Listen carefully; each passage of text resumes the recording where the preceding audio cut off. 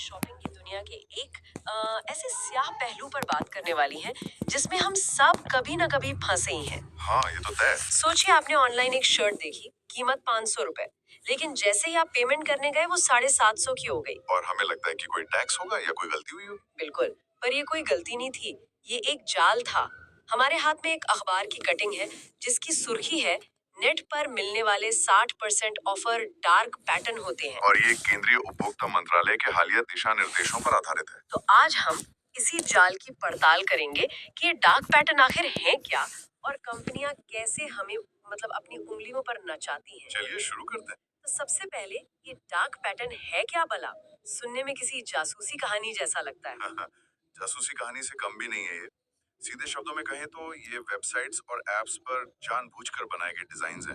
जानबूझकर? मतलब धोखा देने के लिए, करने के लिए। इसका मकसद ही आपसे वो करवाना है जो आप शायद करना ही नहीं चाहते थे। अच्छा, तो स्रोत में इन तरीकों के कुछ बड़े अजीब नाम भी दिए गए हैं। पहला है बास्केट स्नीकिंग। Basket sneaking. सुनने में तो मजेदार लगता है, हाँ। पर है बड़ा खतरनाक। हाँ। इसका मतलब है जब आप कुछ खरीद रहे हैं और कंपनी आपकी इजाजत के बिना चुपके से आपके शॉपिंग कार्ट में कोई और चीज डाल देती है। जैसे कोई इंश्योरेंस या कोई एक्स्ट्रा एक्सेसरीज। हाँ। बिल्कुल, और अक्सर हम चेकआउट की जल्दी में ध्यान में नहीं देते। और फालतू के पैसे दे बैठते हैं। अरे, इससे भी ज्यादा परेशान करने वाला एक और तरीका सुना मैंने, सब्सक्रिप्शन ट्रैप। ओहो, ये तो बहुत ही आम है। किसी सर्विस को सब्सक्राइब करना एक क्लिक का काम है, पर उसे कैंसिल करने के लिए तो 7 समंदर पार करने पड़ जाते हैं। सही कहा। साइन अप का बटन बड़ा चमकीला सामने होगा, लेकिन अनसब्सक्राइब का लिंक वो कहीं कोने में छोटे अक्षरों में छिपा होगा। एक चक्रव्यूह की तरह है ये। एक मिनट, एक और नाम है जो मुझे बहुत अजीब लगा, कंफर्म शेमिंग। मतलब किसी को शर्मिंदा करके कुछ करवाना, ये कैसे काम करता है?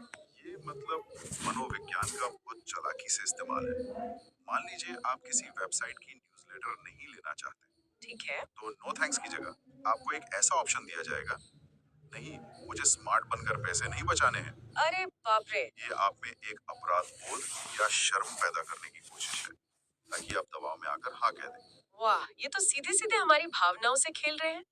स्रोत में फॉल्स अर्जेंसी का भी जिक्र है।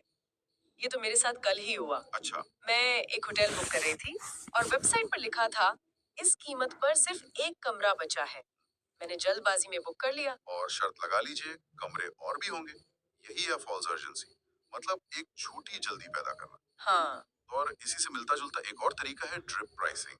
Drip pricing? जी, इसमें शुरू में आपको कीमत बहुत कम दिखाई जाती है, लेकिन जैसे जैसे आप पेमेंट की तरफ बढ़ते हैं, तो उसमें छिपे हुए चार्ज, टैक्स, फीस सब जुड़ते जाते हैं। बिल्कुल वही हुआ मेरे साथ। जो चीज 500 की दिख रही थी वो आखिर में 750 की हो गई। तो क्या ये सीधी सीधी धोखाधड़ी नहीं है? देखिए, कानूनी तौर पर ये ग्रे एरिया है, लेकिन ग्राहक की नजर से तो ये धोखा ही है।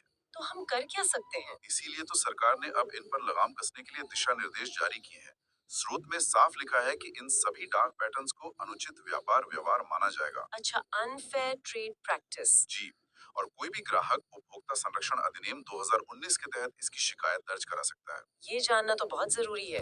अब हमारे पास इनसे लड़ने का एक कानूनी Dark रास्ता patterns in है। UX design are तो deceptive कुल मिला के techniques अगली used bar to online manipulate कुछ user भी करते behavior. समय थोड़ा रुक कर थोड़ा ध्यान से पढ़ने की जरूरत है। जागरूकता ही पहला बचाव है।